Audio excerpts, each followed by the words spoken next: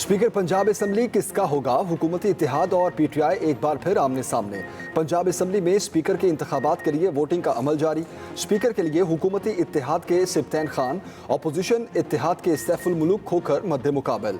हुकूमती इत्तेहाद को 186 जबकि अपोजिशन इत्तेहाद को 178 अराकीन की हिमायत हासिल। मुस्लिम लीग नून खुफिया वोटिंग में अपसेट के लिए पुरुमीद, तो तहरीक इंसाफ को अपनी तादाद से ज्यादा वोट हासिल होने का यकीन। स्पीकर के उम्मीदवार सिब्तैन खान चौधरी परवेज इलाही के हमरा ऐवान पहुंचे। साबिक वज़ीर आला हमजा शहबाज भी पंजाब असम्बली में मौजूद।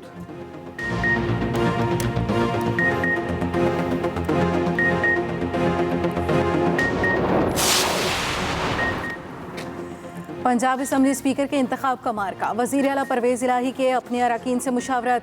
स्पीकर के इंतखाब और डिप्टी स्पीकर के खिलाफ अदम एतमाद की तहरीक पर बातचीत। शाह महमूद कुरैशी और असद उमर पंजाब असम्बली पहुंच गए। मुराद रास, राजा बशारत, हाशिम जवां बख्त, फ़याज़ुल हसन चौहान, चौधरी ज़हीरुद्दीन भी मुशावरत में शामिल। चेयरमैन पीटीआई इमरान खान का दौरा लाहौर आज फिर मुलतवी। गुज़श्ता रोज़ भी मौसम की खराबी के बायस इमरान खान लाहौर नहीं आ सके थे। इमरान खान ने परवेज इलाही के हमरा तहरीक इंसाफ और ख़ाफ लीग की मुश्तरका पार्लिमानी पार्टी के इजलास से खिताब करना था।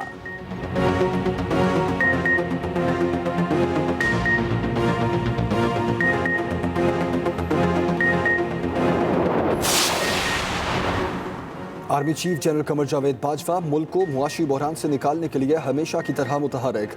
आर्मी चीफ की अमरीकी डिप्टी सेक्रेटरी वैंडी शर्मन से गुफ्तगू। गैर मुल्की मीडिया के मुताबिक जनरल कमर जावेद बाजवा ने IMF से $1.2 अरब कर्जे का अमल तेज़ करने पर जोर दिया। आर्मी चीफ का व्हाइट हाउस से भी कर्जे का अमल तेज़ करने पर जोर। गैर मुल्की खबरसां एजेंसी के मुताबिक आर्मी चीफ का कहना था कि फ़ोन का मकसद अमरीकी इंतज़ामिया के जरिए IMF को यकीन दिलाना है कि पाकिस्तान की तरफ से जो भी वादे किए जाएंगे वो पूरे किए जाएंगे।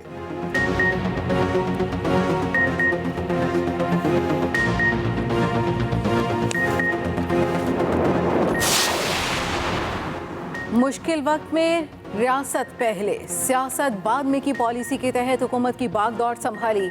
मईशत की बहाली और पाकिस्तान को डिफॉल्ट से बचाने के लिए मुश्किल फैसले किए। वज़ीर आज़म शहबाज शरीफ कहते हैं पाकिस्तान में इंतशार और मईशत की तबाही के जिम्मेदारों के बरक्स हम मुल्क की तरक्की के लिए कोशिशें कर रहे हैं।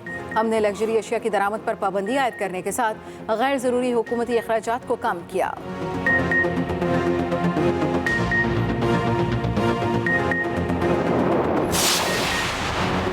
पीटीआई को बरतानिया से ममनुआ फॉरेन फंडिंग की गई। बरतानवी अखबार का दावा। बरतानवी अखबार फाइनेंशियल टाइम्स की रिपोर्ट में कहा गया कि बरतानिया में फंड्स इकट्ठा करने के लिए T20 मैच करवाए गए। दीगर जराए से भी हासिल की जाने वाली रकम पीटीआई को मुंतकिल की गई। रकम आरिफ नकवी की जानिब से मुंतकिल की गई। तहरीक इंसाफ को बरतानिया से जो रकम दी गई वो फलाही मकासद के लिए जमा की गई थी। रकम देने वालों में अमाराती हुकाम भी शामिल थे।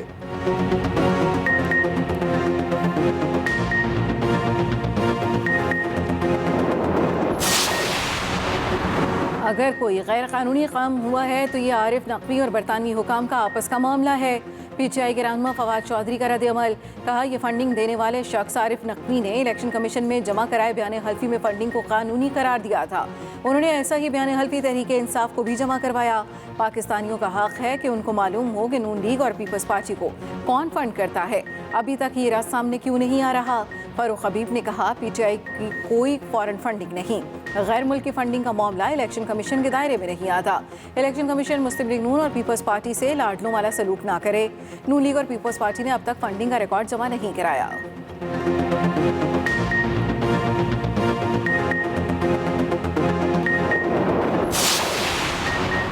पीटीआई ने ऐसी कंपनियों से पैसा हासिल किया जिनके मालिकान का पता नहीं। इन कंपनीज के पीछे कौन था ये वक्त बताएगा। शाहिद खान अब्बासी की मीडिया से गुफ्तगू। कहते हैं इलेक्शन कमीशन को कहा है फॉरेन फंडिंग केस का जल्द अज जल्द फैसला करें। इलेक्शन कमीशन ने कहा है फैसला करके अवाम के सामने रख देंगे। अगर आप फॉरेन कंपनी से पैसा हासिल करते हैं तो उनके एजेंट बन जाते हैं। तलाल चौधरी ने मीडिया से गुफ्तगू में कहा इमरान खान ने अरबों रुपए की ममनुआ फंडिंग हासिल की। दूसरों को इम्पोर्टेड कहने वालों ने अपनी जेबें इम्पोर्टेड माल से भरी। इमरान खान यहाँ अपनी मर्जी का फैसला लेने के लिए इदारों पर दबाव डालते हैं लेकिन अपने खिलाफ अमरीकी अदालत के फैसले को चैलेंज नहीं किया।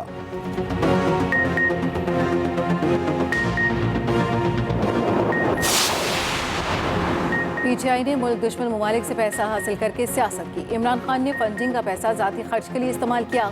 Election commission foreign funding case का फैसला जल्द सुनाए। वजीर इत्तला सिंध शर्जील इनाम मेमन की मीडिया से गुफ्तगू, कहा वफाकी हुकूमत से दरख्वास्त है फॉरेन फंडिंग केस के पेश नज़र इमरान खान का नाम ECL में डाला जाए।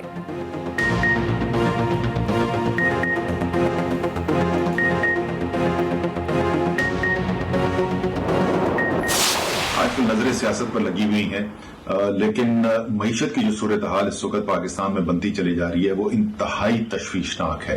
हालात पहले ही खराब हो गए थे, अब दिन ब दिन मजीद बिगड़ते चले जा रहे हैं। नतीजा ये हो रहा है कि पाकिस्तान के रुपए में इस रफ्तार से कमी आ रही है जो तारीख में कभी नहीं देखी।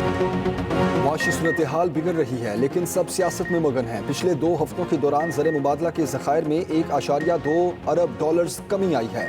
PTI रहनुमा असद उमर की मीडिया से गुफ्तगू, कहा 1 माह पहले चीन से लिए जाने वाले $2.3 अरब में से $2 अरब खर्च भी हो चुके। तहरीक अदम एतमाद के बाद से रुपया ₹62 तक गिर चुका है।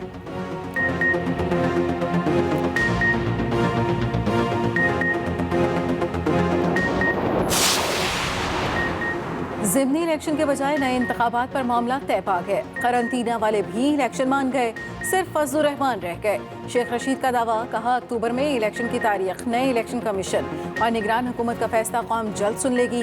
इत्तेहादियों की सियासी साख राख बन गई है, ये अवाम में जाने के काबिल हैं न फरार होने के।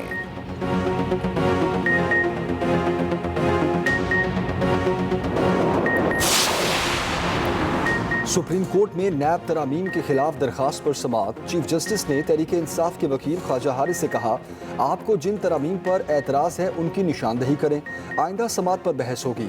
जस्टिस एजाजुल एहसन ने कहा, कोई तरमीम किसी मखसूस मुलजिम को फ़ायदा पहुँचाने के लिए है तो वो बताएं। जस्टिस मंसूर अली शाह ने ख्वाजा हारिस से मुखातिब होते हुए कहा, पार्लियामेंट के मामले पर अदालती इख्तियार तब शुरू होगा जब वो गैर आइनी हो।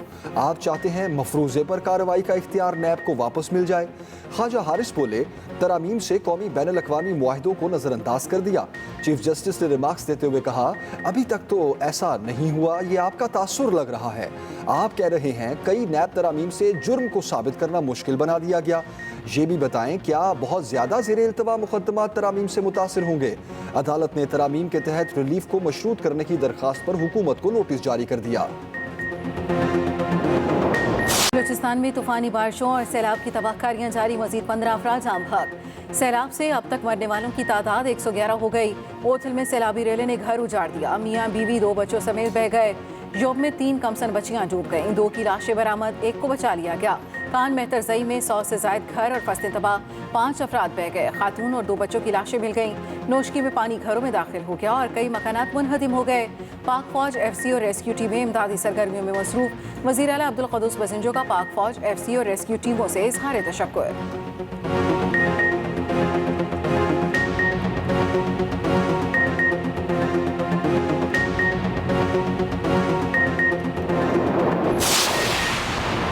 सैलाब ज़दा इलाकों में पाक फौज की इमदादी सरगर्मियाँ जारी। ISPR के मुताबिक ओथल में 4 देहातों के 2300 अफराद को महफूज मकामात पर मुंतकिल कर दिया गया। कोयटा कराची को मिलाने वाली N25 और अगोर के मकाम पर बंद कोस्टल हाईवे को ट्रैफिक के लिए खोल दिया गया। PTI के ताउन से लसबेला समेत बलूचिस्तान के बेशतर इलाकों में टेली कम्युनिकेशन सिस्टम बहाल। हब गडानी, बेला और झलमक्सी में मेडिकल कैंप कायम। उधर पाक बहरिया का भी इमदादी ऑपरेशन जारी। मुतासरा इलाकों में हेलीकॉप्टर्स के जरिए मुतासरीन की महफूज मकामात पर मुंतकली और इमदादी सामान की तकसीम जारी।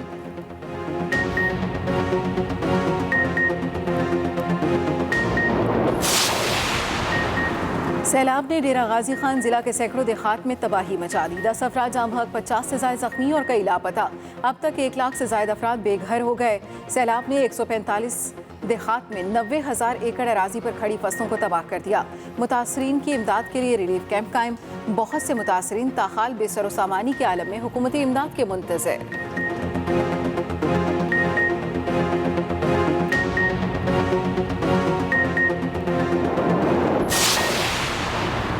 लाहौर समेत पंजाब के कई इलाकों में मूसलाधार बारिश, जल थल एक हो गया। लाहौर में बारिश का सिलसिला वक्फे से जारी।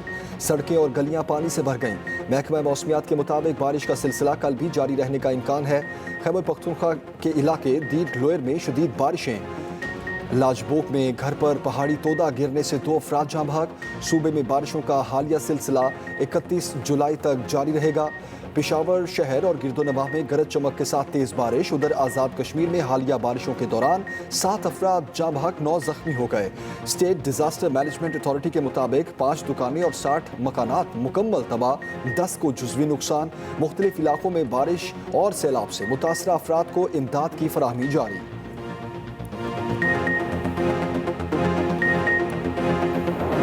कराची में बारिश फिर शुरू। मुख्तलिफ इलाकों में ताहाल बारिश का पानी जमा।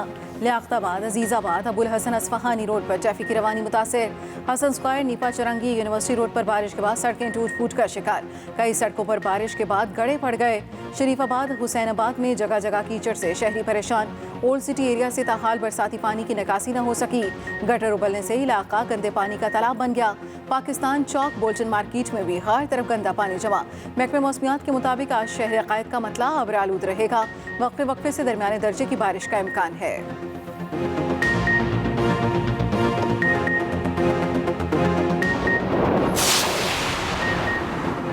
ये वक्त सियासी दुकानदारी चमकाने का नहीं, बारिशों से मुतासरा हम वतनों के साथ खड़ा होने का है। बिलावल भुट्टो जरदारी कहते हैं बलूचिस्तान समेत मुल्क के दीगर इलाकों की बारिशों से मुतासरा अवाम को मुश्किल की घड़ी में अकेला नहीं छोड़ेंगे। मुतासरीन की इमदाद, सैलाब ज़दा इलाकों की बहाली और मौसमियाती तब्दीलियों पर काबू पाना तरजीहात में शामिल हैं।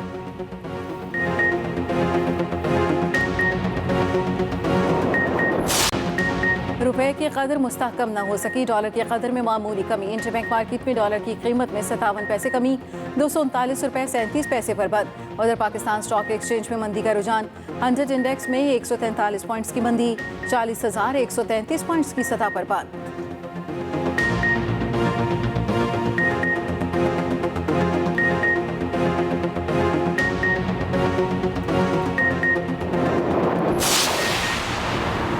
मुहर्रम उल हराम का चांद आज देखा जाएगा। मरकजी रोयत हिलाल कमेटी का इजलास आज कोयटा में होगा।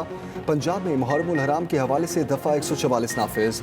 असले की नुमाइश पर पाबंदी। 9 और 10 मुहर्रम को डबल सवारी पर पाबंदी आयद कर दी गई।